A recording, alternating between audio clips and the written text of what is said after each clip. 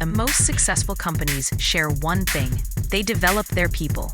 The Success Launch Point makes it simple with on-demand courses, live coaching, and a thriving professional community.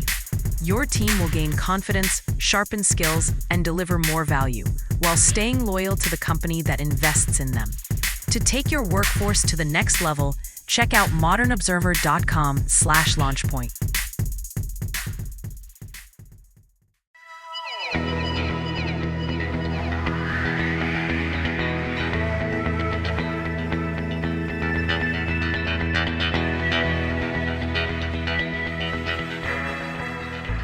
Hello, and welcome to the Success Showcase, the podcast that helps you succeed in your business, life, and career.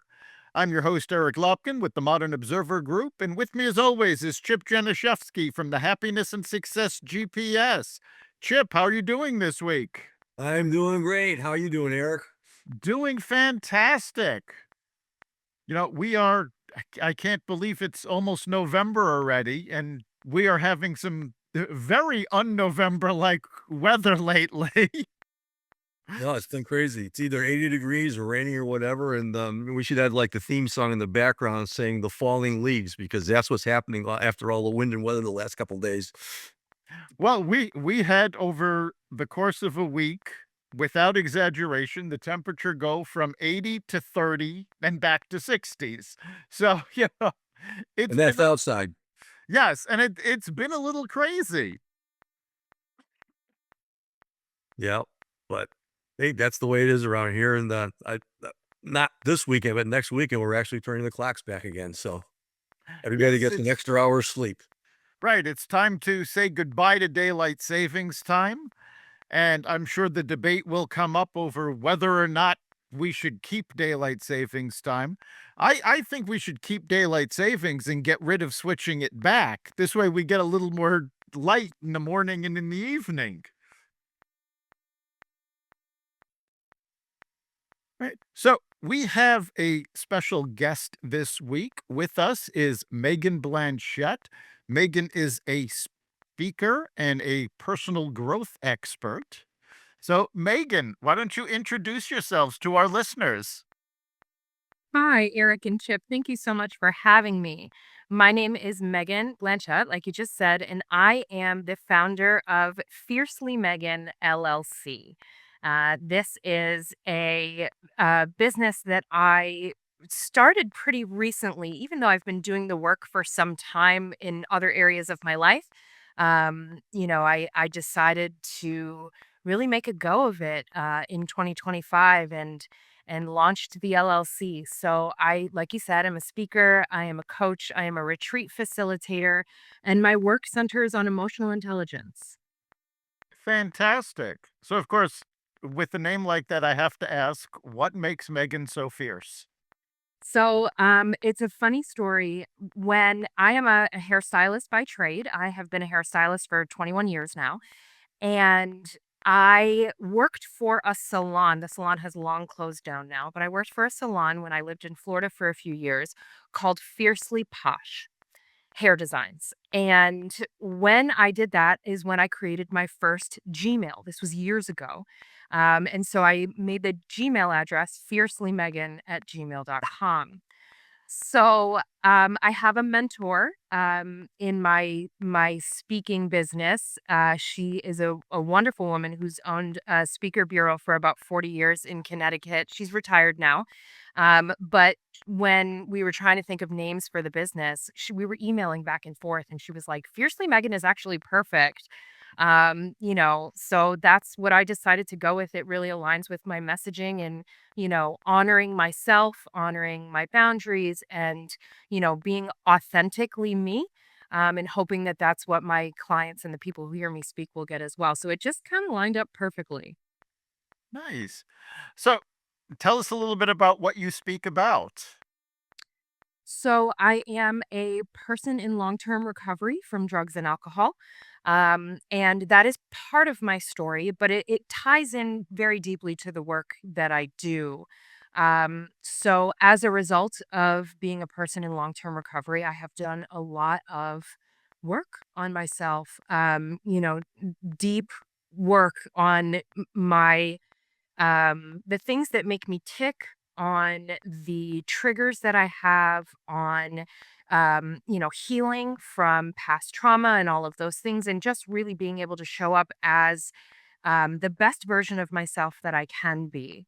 And that work became available to me as a result of being in recovery. I am in a 12-step program, but I dived really deeply into therapy, and I want this kind of healing and work to be available to anybody who wants it, because I had no idea that it was even available until I went into recovery.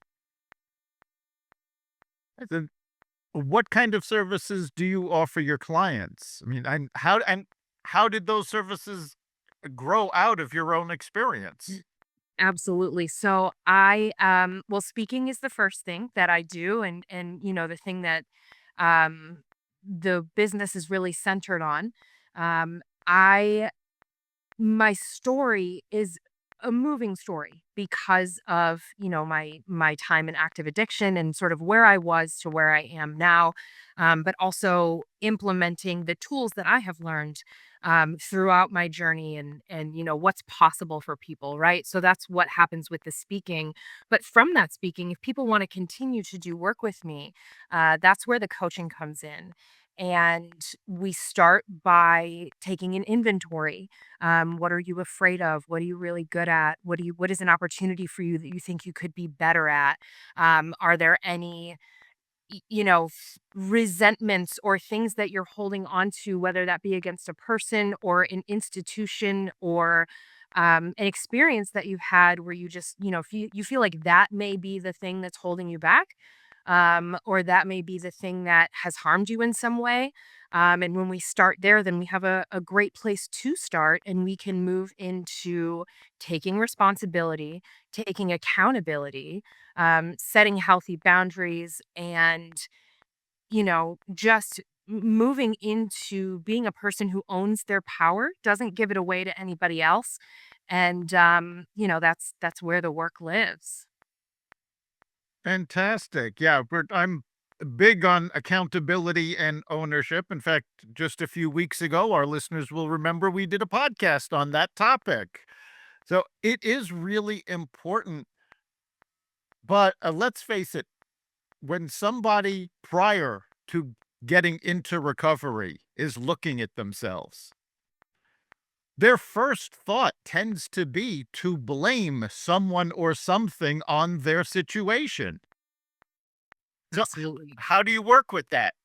Absolutely, and that was me. Before I did this work on myself and before I really did this soul searching, I was a person that blamed my circumstances. I blamed everything other than me. I would not take accountability for where I was and what was going on, and it was always the fault of something or someone else.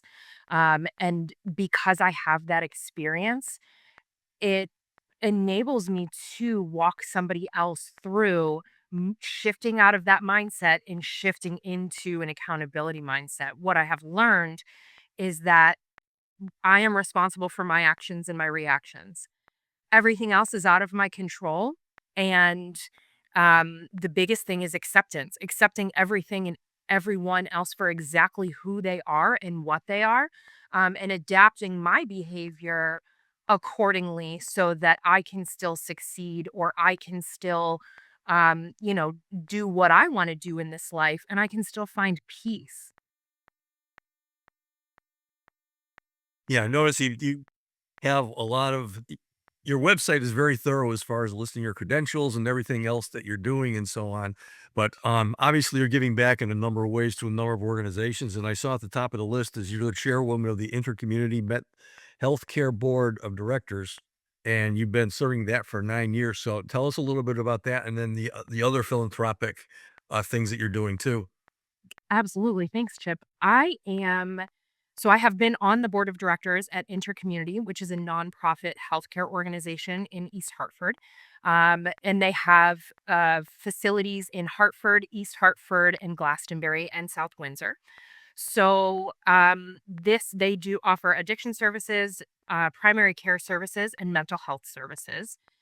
When I got sober in Hartford in 2015, and I was actually in the intercommunity programs at that time.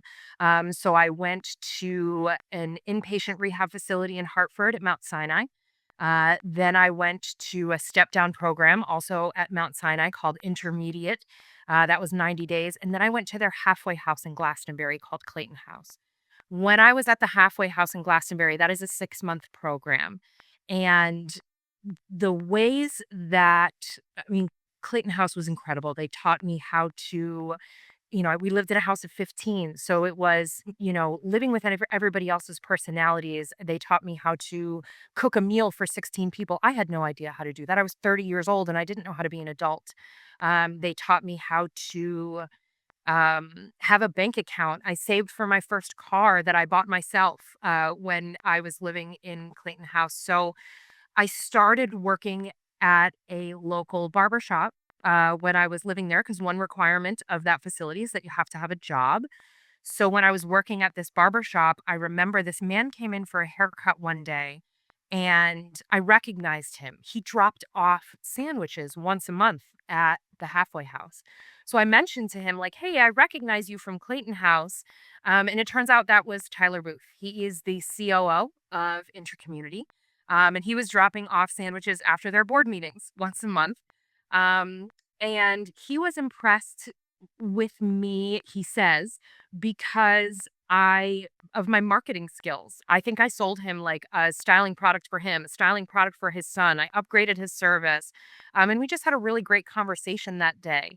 So I found out shortly after that he nominated me for the board. And there was definitely imposter syndrome in that moment because I said, why on earth would you want me to be on the board of directors of anything? That sounds crazy. And he said, we need a voice for the clients. We have doctors, we have lawyers, we have accountants, we have all these people that are very important and integral to the board, but you can be a voice for our clients who live inpatient. So I accepted that opportunity and was so honored that he did that. And I have been on the board of directors since. Last year, I was nominated as the vice chair, and this year, I am the chair. This is actually my last year on the board, as there are term limits, but I am honored to be the chairwoman this year. Through Intercommunity, I have done community outreach events on the opioid epidemic. Opioids were my drug of choice before I got sober. So, this is something that is very near and dear to my heart. I've sat in roundtable discussions and done radio interviews and TV interviews local that, are centered around what can we do as a community, but also as family members who have people who are struggling with addiction. So that's some of the stuff that I've done since I, joined that organization, which is incredible, an incredible organization. That's amazing. Now, when people finally get into recovery, it's very rarely gradual. There's usually an event that triggers, say, someone saying, okay, this is it. I have to get my life under control. Like, would you mind sharing with our listeners what triggered you to finally go into recovery? Not at all. So it was June of 2015, and I am originally from Bristol, Connecticut. So I was living in Bristol, but I use the term living loosely. I was living in a tent community of other homeless people in a park there. Um, and I was absolutely miserable. Every day was centered around getting my next fix. I was bathing in fast food bathrooms in the sink because I didn't have access to running water. I was, stealing food to eat from grocery stores. I mean, it was really bad at the end. And I remember I was walking down the street. Route 6 in Bristol is a rather busy road, and I was walking down Route 6 in Bristol to heading back to my tent one night. Um, and I was in a really toxic relationship. We were very toxic to each other because we were both in active addiction. But I was walking down the street to go back to my tent with him. And I remember thinking, when I hear the next car coming, if I just jump in the road, all of this will be over. I won't have to live like this anymore. And that was the moment for me. It wasn't so much that I wanted to end my life, but I didn't really care whether it continued. And so that was the moment, that was my rock bottom. And at that point in time, something caused me to not jump into the road. And I made a call to 211, which in Connecticut is an access line for people who need help with a variety of things. But one of the things that they do is get people into detox facilities. So I was able to go into detox the next day. Now, I had tried to get sober for years prior to this time, but I just kept, it never stuck. But this is the time that it stuck for me. And I ended up in a detox facility the next day. So, what do you think made that time different? Why did that stick when the previous attempts didn't? Um, I'm going to be honest with you. Everybody in my life stopped enabling me. My prior attempts, I was being enabled by, I'm an only child, very close to my parents. And I had so many people who were willing to help me, and I believe that they had the best of intentions. But they were keeping me from that true rock bottom. Because I teach that now when somebody, when we are enabling someone, again, we may have the best of intentions, but really what we're doing is sort of putting our hands underneath their bottom and holding them right above their rock bottom. When we remove our hands and we let them fall, that's when that true desperation, which I believe is a gift, can happen. And that is exactly what happened for me that day. I had no one to call. I couldn't call my mom. She had drawn that line in the sand and set that boundary. My dad, everybody that had helped me along the way had kind of said, you know what, we don't want to hear from you anymore. And that I believe that along with a connection with a power greater than me, are the things that made it stick this time. Yet turning your life over to a power greater than you is a big part of most 12-step programs. Was that something you were introduced to by the program, or did you have a prior religious relationship? I grew up in a very religious family. Um, my relationship with a higher power at that point was that, and this is not a dig on anybody who has organized religion, because if that works for you and you love it, then I love that for you. And I want everybody to have exactly what they want. For me, the God that I was raised with was judgmental and punishing.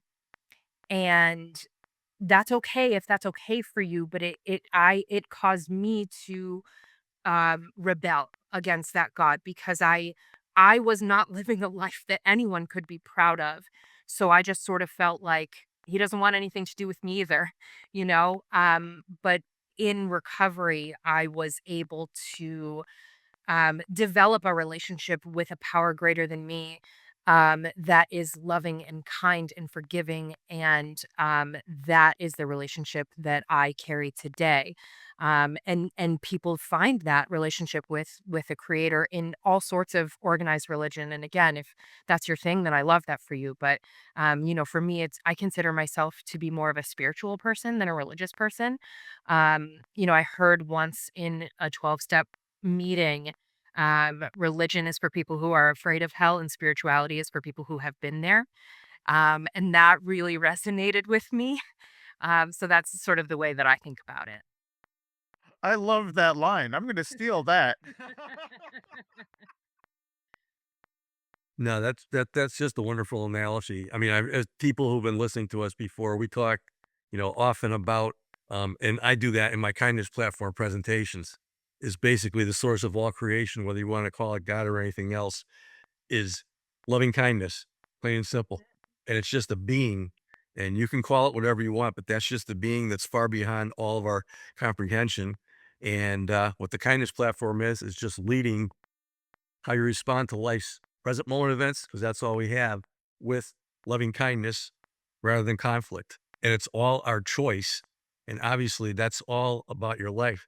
Some of your podcast topics, which I know you do these for businesses, but they reflect your personal journey, which means so much, I'm sure, to the attendees there that I approach you afterwards that really, when you talk about that, when I talk about my thing, it's just a timeout from life, the way it's perceived for a minute to what it really is all about.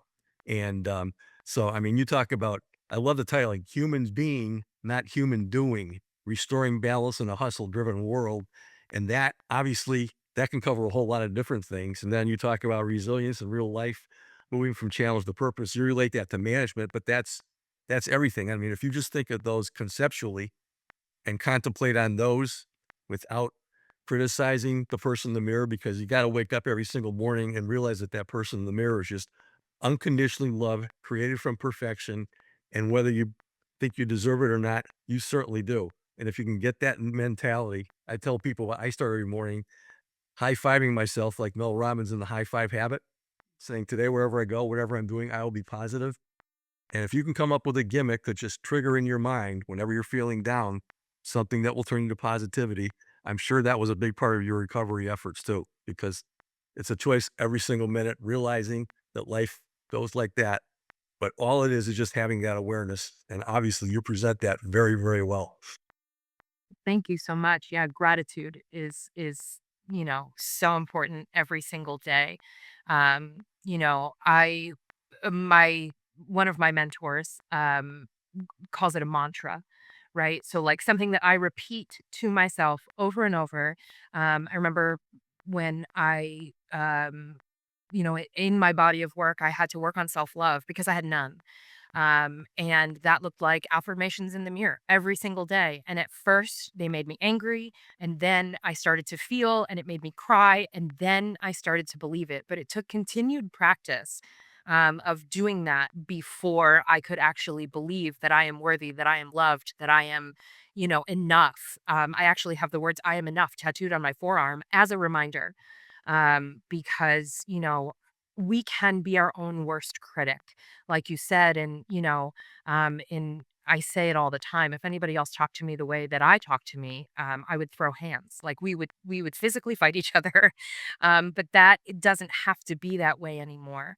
And someone else said to me, like, every time I'm being unkind to myself in my head, I think, would I say this to my best friend? My best friend's name is Sarah. So I think, would I say this to Sarah? The answer is absolutely not. I would never say this thing to Sarah. Well, then I need to stop saying it to me. Yeah, that's very true. Yeah, we will say things to ourselves we would never say to another human. And people in general have a tendency to be harder on themselves than they ever would anybody else. And in terms of recovery, I mean, that's something that's very damaging and it leads people, to places they'd really rather not be.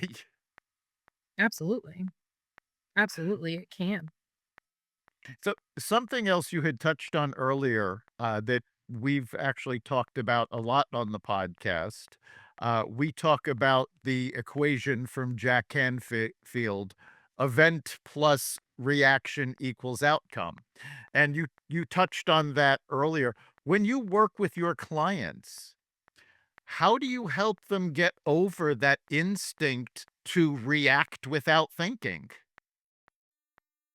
Pause is the most important thing in that time. Like, if I don't know what to say, or if what is gonna come out of my mouth, if what's up here and could come out, or up here in my head and could come out of my mouth is harmful in any way, I'm going to shut my mouth and take a pause, until I know how to respond. There's a difference between react and respond. Yes. I, Yeah, that's actually the quote is event plus response equals outcome. yeah, exactly. Bottom line is the reactions, there's 60,000 a day up here in your head. And Yes. how many times do we make our response, our reaction without pausing? And if you can take that pregnant pause and ask yourself, is it worth it? And again, I talk about leading with kindness rather than conflict.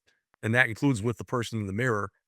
That's what it's all about. And if all of us could take that pregnant pause between our reaction, which you're never going to stop having negative reactions to things, and responding, And oftentimes, best response is no response whatsoever, just silence. And it's so true. And again, I mean, that's something that everybody out there can understand. And I think what we're talking about today are just aha moments. I don't think we're teaching them anything new. We're just pulling it out of their hearts and their creation and putting it in the foremost of their mind, which is how you start getting better and helping making the world better, just one interaction at a time.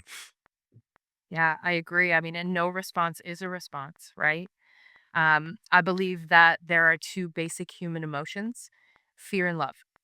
So everything that comes from an angry place or an anxious place, or, when I feel like that hot in the pit of my stomach, like, oh, I don't like this, I don't like this, that's fear, right? Um, so I try to make sure that, for me, and I teach about this as well, the next move that I'm going to make, is it coming from a place of fear or love? And that's what I ask myself when I pause. And, if it's coming from a place of love, or if it feels loving to me, because you can feel it in your body, the difference between fear and love.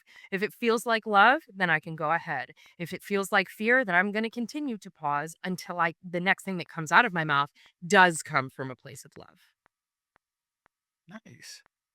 Now, one of the things they talk about in most 12-step programs is that you're always in recovery. Yeah, you're never a former addict, you're in recovery. So that indicates that there's always work to be done. So with that in mind, do you have certain habits that you do every day, certain routines? What is your day like dealing with your recovery and assisting other people? Yeah, absolutely. I am still in a 12-step program. I actually, every 6 months, I go on retreat with some of the women in my network, and we work all 12 steps in 3 days. But we do this every 6 months. I just got back yesterday from a retreat, so I'm still actively doing that. And that work is so important. We read, we write, we share with each other, and it's basically just a check in over the last 6 months. What has been making your life unmanageable? So that's not really a daily thing, but it is definitely something that I do to maintain my recovery. And I can tell when it's time for retreat, because I start to become like more irritable. I need more pauses when it's time for a retreat, and then when I come back, I'm pretty peaceful for a while, you know? Um, I think that, for me, I believe in the power of physical exercise. So I am a person who tries to get in physical exercise. I go to the gym multiple times a week. That sort of keeps my endorphins up, and it taking care of my physical health plays a huge role in my mental health. So making sure that I meal prepped for the week so that I'm not grabbing fast food on the go, because I travel for a living, right? I also, the first thing do when I wake up in the morning is I say thank you to my creator. And then I say, please help with whatever you think I need help with today, because I have learned about specific prayers. When you pay for patience, you get a lot of opportunities to practice patience, right? So I just say, please help with whatever you think I need help with today. So that keeps me connected to my higher power, which is really, really important for me. I make sure that I talk to other people in recovery throughout the day, because that just keeps me centered. And these people who have done this work as well, I try to surround myself with people that have what I want, or you know who are on the same journey that I'm on. That doesn't mean everybody in my life is that way, but I do definitely try to keep those people around, because it's really, really important to me. And I'm try to stay present, because what I have learned is that when I go into the past, or so if I'm feeling depressed about the past, or if I'm feeling anxious about the future, my higher power doesn't come with me to those places. My higher power is only here with me in the present. And that is where it's the only place that I can find peace. So trying to be mindful of, and it's not easy. There is a mantra that I say for that. And I say, Megan, where are your feet? In my head. My feet are not in yesterday. My feet are not in tomorrow. They are right underneath me today. And when I say that, it's almost like a grounding exercise that brings me back to my present moment when I feel myself going either to the past or the future. Fantastic. Now, we are just about at the end of our time. So before we wrap up, if our listeners want to get more information, book you for talks, etc., how can they do so? Absolutely. So you can go to my website. It is www.fiercelymegan.com. And I'm going to spell that. It's FIERCELYMEGHAN.com. You can also find me on social media on Instagram. I am Fiercely Megan. I am first name, last name on Facebook and on TikTok. But yeah, if the website has a contact form right there. I also did give up my email address in the beginning of the podcast. It is fiercelymegan@gmail.com. You can absolutely reach out to me that way as well. Great. Well, thank you so much for being with us. Chip, what do you think is the big takeaway from today? Well, I think one of the last things we close with is fear and love. And basically, what fear is, the analogy there is false evidence appearing real. And we live in the past and kick ourselves for that. And that's giving up control of ourselves to that. And fearing is giving up control of ourselves to the future when all we have is the present moment. Because every time you're doing that, you're using the present moment to do something negative. So, what is so important to know is that fear, the false evidence appearing real, is just something in your mind. But the reality, as you said, is just going back to love because that's where he came from. That is our source. And that's a message that I hope everybody takes away. Just go to the mirror and love that person in the mirror because that's the way that it really, really is. That's reality. So thanks so much for being here. Congratulations. And I'm sure there's thanks so much from people who have been exposed to you in the past for what you've done. And I can't wait to hear about all the effects you're going to make on a whole lot of people moving ahead. Keep it on. Oh, thank you so much for having me. This has been absolutely wonderful. I really appreciate both of you. And yeah, this has been great. Thank you. Yeah, we appreciate having you on the podcast. And I think for me, the big takeaway is simply that, yes, you can. You know, you had said before you went into recovery, you didn't care if your life continued.